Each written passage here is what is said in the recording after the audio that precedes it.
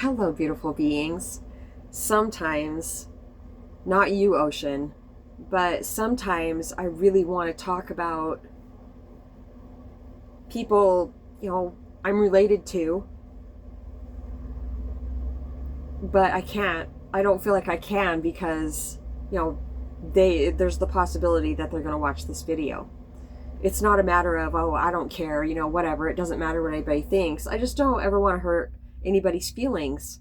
But I really want to, Ancients, can you please direct me, guide me as usual on how to approach this? Because I really need to talk about it without stepping on any toes, somebody's saying. So, okay, just generally, if I've been in a relationship with somebody and we were really, really, really close, it felt like we were best friends at one point, and then that changed. I started getting a feeling from this person, and their actions changed towards me also, and I had no idea what was going on at the time. That seems to be a theme in my life, that things just get weird, but the person isn't telling me why. In hindsight, I could definitely see my part. This ascension, it's a lot of so much learning and unlearning of what to do and what not to do. And when I was just still learning how to channel the ancients, I knew that they were here. I had called them the grandfathers before, but then I stopped and asked them one day, what do you want me to call you? And in came, we are the ancients. And so when I was first learning how to channel them, I wasn't used to feeling intelligent at all. And this divine wisdom that comes through from channeling them, I would just know stuff. Well, that's what happens in satsang, is information about that person comes through. And as we're holding satsang, this information is coming through, and I didn't used to know how to filter, not filter it or censor it, but how to even hold it back. And that would just, because it satsang, what automatically happens is growth and change, and some people aren't ready for that. Even if I have been holding satsang with them, they're loving it literally from one day to the next. This has been my experience over and over. I used to think it's just me, there's something wrong with me, me, but it's a vibrational thing. And all of a sudden, the person will it's over without them verbalizing it. And now I can see it. I can see the signs of it coming also. And I'm very, very aware now, as I'm speaking to whoever it is I'm speaking to not let any person, well, that's not really even a challenge anymore, to not let the old personal identity get in there and, say too much, demonstrate, right? To demonstrate, look what I can do. No, all that has to be burnt down. And I feel it is hugely, mainly, doesn't even exist anymore. I don't want to be a repellent. I want to be a vibration that is all encompassing. They're saying all inclusive. That doesn't mean, to say that I think I can hold satsang with anybody. I can't hold satsang with people that don't want to. And so even if I attract people by being so open, even if I attract people, they're showing a light that people are attracted to. Much, much, much denser, lower energies are attracted to that light.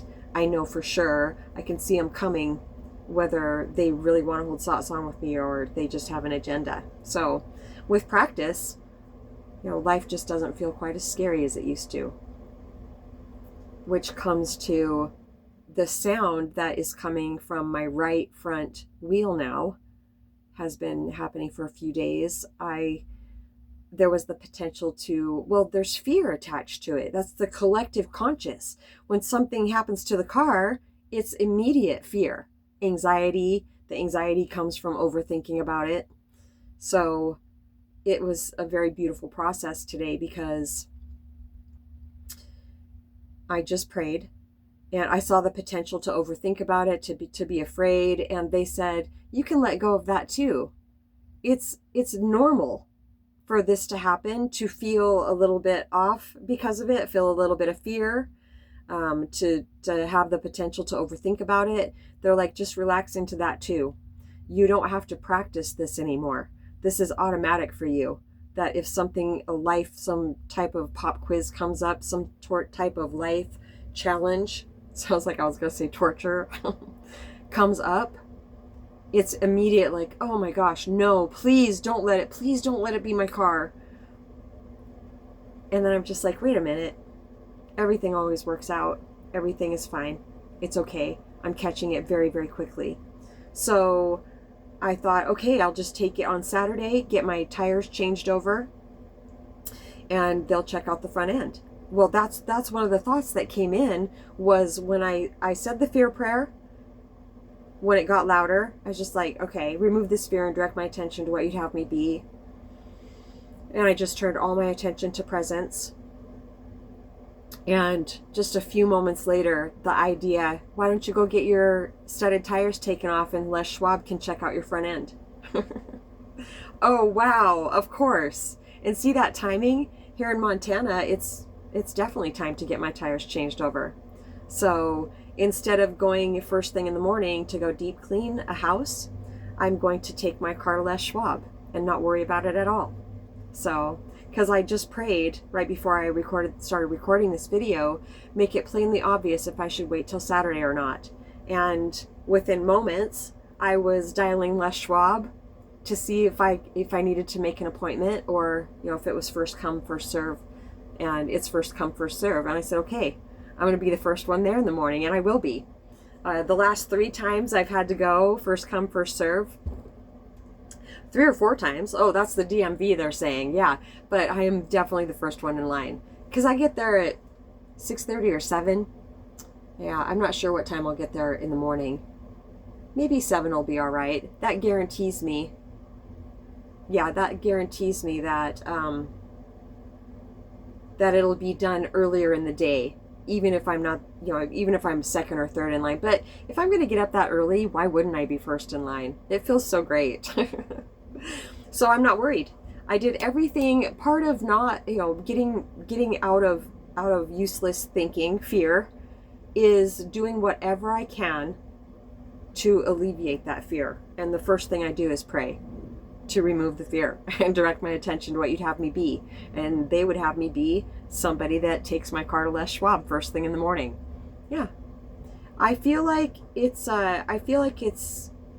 nothing really bad. It's more than likely the strut, something like that. Because there's a lot of potholes. Oh, okay. I see why it probably is a strut. Because I was just it was ridiculous. I had to go maybe 1 or 2 miles an hour down part of this road because of all the potholes. And I got through that section, started speeding up, and then there was I hit that pothole pretty hard on that right front side. So, but in my life, they're saying in everybody's life, but we don't all recognize it yet. In my life, everything is always working out. Always. And when I look back on it, I'm like, why did I ever get that upset? Why did I worry so much? I know that everything works out. So with enough practice, remembering that, and having enough things happen, which they will, to look back on and go, wow, look how that worked out.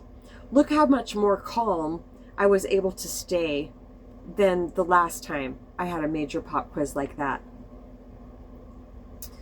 So this was just a little blip, Ocean.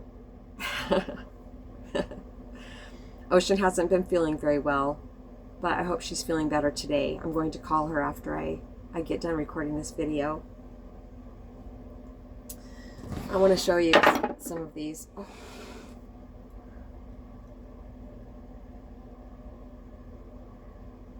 Aren't they magnificent? Can't you just smell them? Oh my gosh. And there's more to bloom also.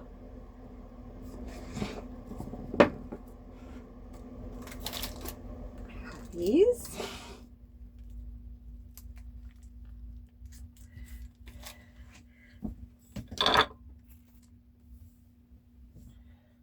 And these were all one bouquet. And I just love arranging flowers. And so I split them up. Yeah, they're just exquisite, aren't they? And these are all for my birth to Earth Day. Wow, we're up to 326 beautiful being subscribers. Wow. Yeah, so my second daughter, Beauty, baked me a gluten-free carrot cake with cream cheese frosting. Oh my gosh. I've been eating it for days now. I can't stop eating it. I had it for dinner last night and the night before. It's literally, besides Ocean's carrot cake, this is the best carrot cake I've ever had. Yeah, the first ingredient is love for sure. Is there anything else? I had an interaction with a beautiful being. It was a wrong number. And I said, I think you have the wrong number. And I told her who I was and where what state I live in. And she gave me her name. And I gave her my YouTube channel. And I think she subscribed. Did you subscribe? Are you number 327? Oh, I said 326. Yeah, we're up to 327. I won't say your name out of respect, but it starts with an E. Yeah, what a beautiful interaction. I mean, I'm just so aware of anybody that comes into my experience. Obviously, it's not an accident. Yeah, there's a lesson in it or a gift. The lessons are definitely gifts, but they don't really feel like gifts for a while.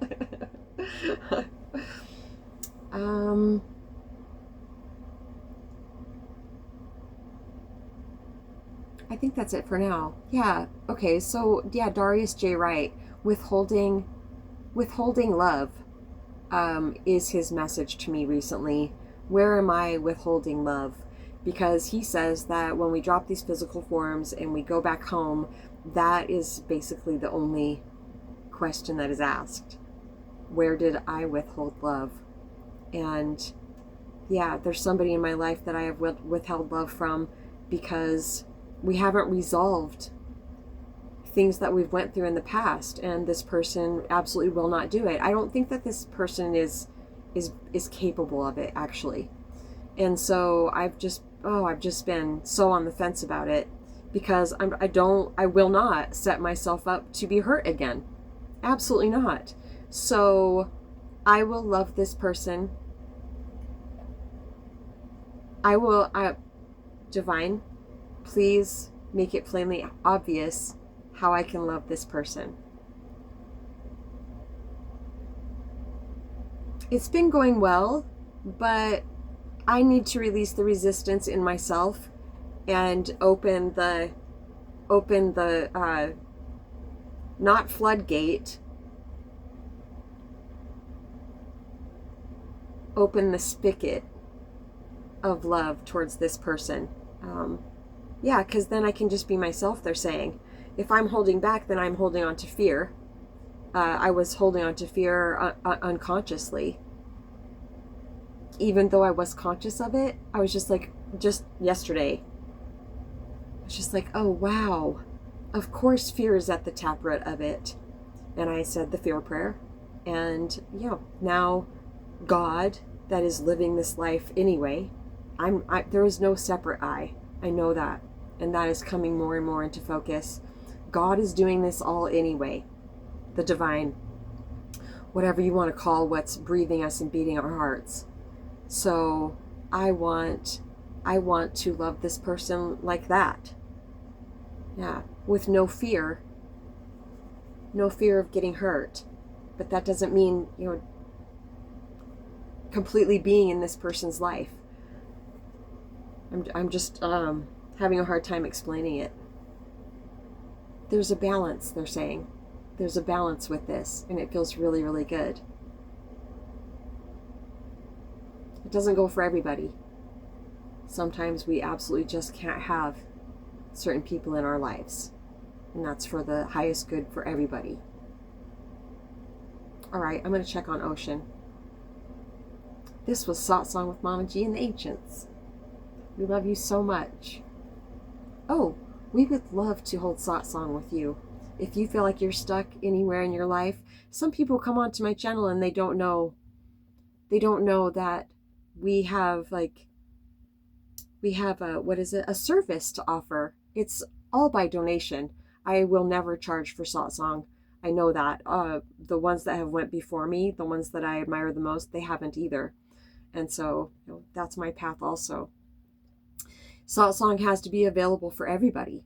And sometimes the donation is just the gift of being able to hold satsang with you and to feel your lift in energy, your lift in vibration, and just hear you go from crying, just feeling despair, to laughing by the time we get done. Yeah, sometimes they're very short conversations, sometimes they're very long. Usually my conversations with my daughters and Ocean are an hour or longer, and it's just crazy because it feels like 20 minutes. Yeah, Moonstar and I also. It's satsang. There's something, well, time really doesn't exist anyway, except, for the purpose of existence on this earth plane. But when we're holding satsang, yeah, the lack of time is evident. Bye.